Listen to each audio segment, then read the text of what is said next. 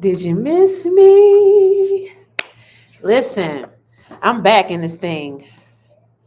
It's been a time. I mean to say it's been a time. I've been studying for my real estate exam. I passed my real estate exam. So, congratulations to me. I like to thank God first, and second of all, I like to thank me for all the hard work that I put in.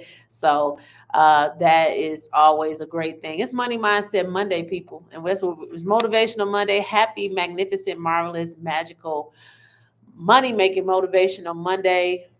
Always great to be here. It's been like 2 weeks since I've done a Money Mindset Monday. So I am ecstatic to be here talking about, of course, the money mindset and how to cultivate a positive money mindset. That's what we're talking about today. And a lot of times, people, just in general, life doesn't treat you well, so you don't want to even talk positive about anything. And if your money is not right, you're not talking about it in a positive way either.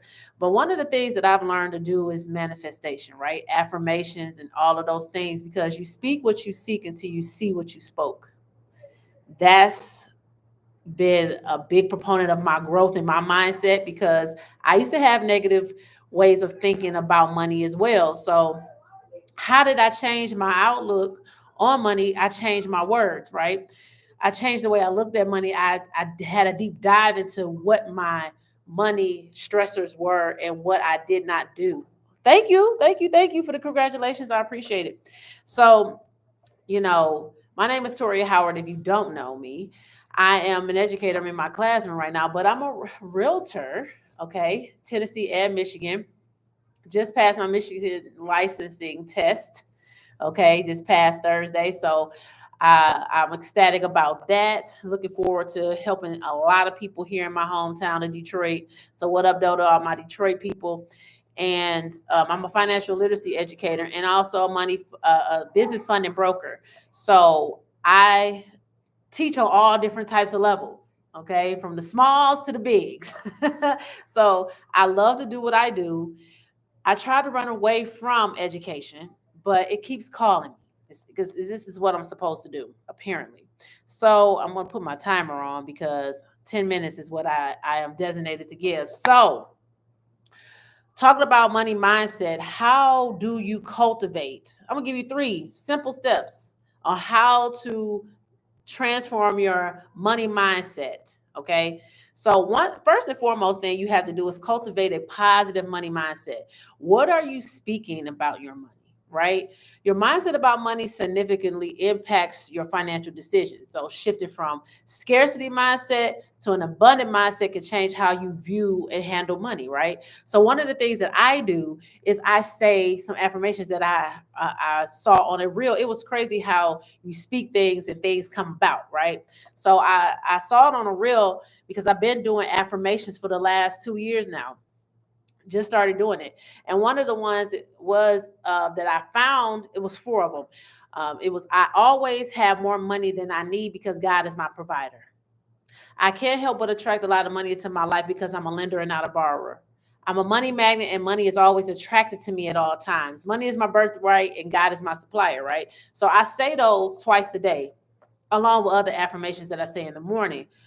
But incorporating just that, speaking it into your existence will help you change your mindset, speaking it out loud.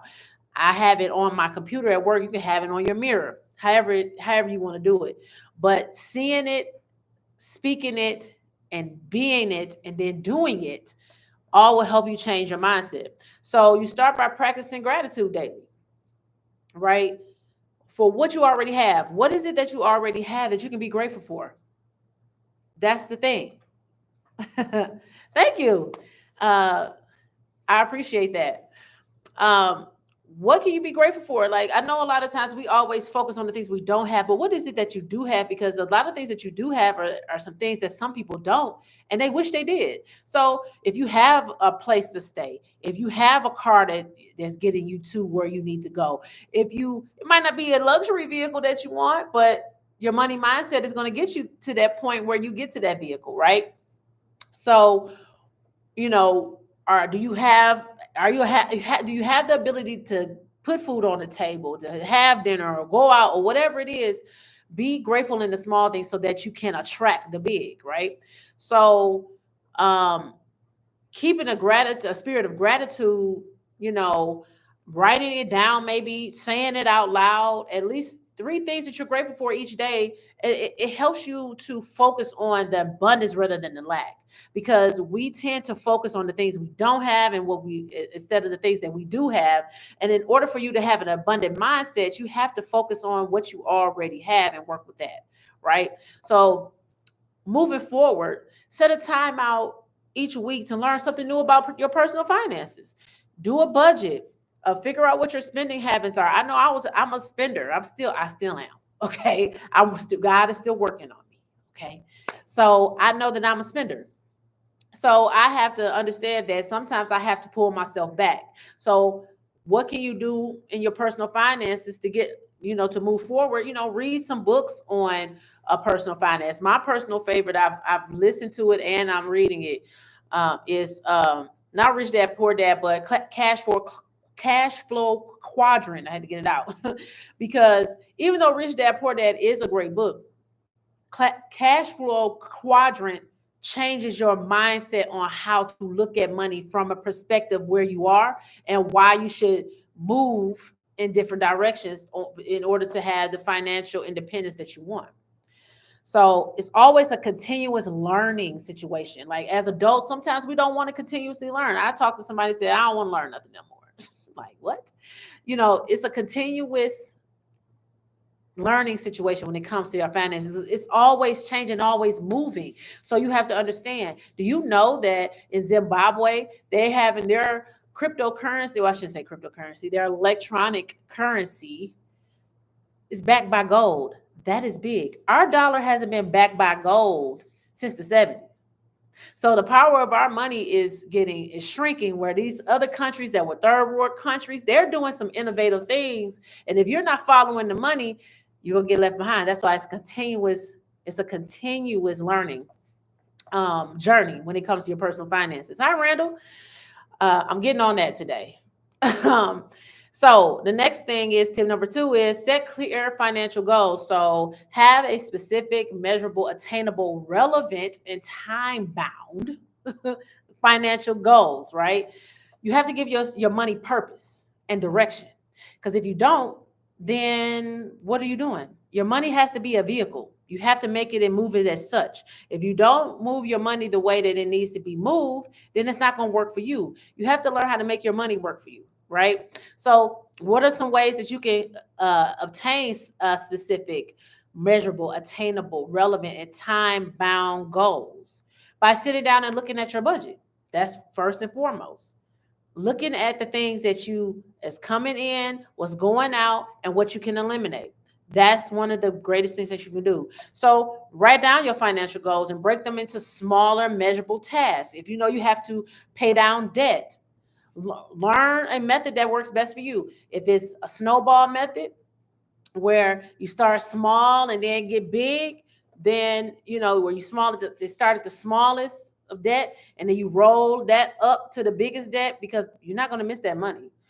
Then start there. If you are a risk taker and you want something to happen faster, hey, start with the highest interest and the highest balance, and avalanche that thing.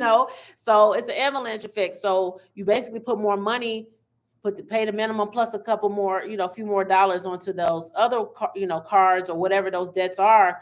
Don't just pay the minimum. You need to pay at least $10 to $20 over, but you're gonna put majority of your money on that bigger debt, and then that money that you put on that bigger debt, you just gonna avalanche it down so you can just eliminate it faster.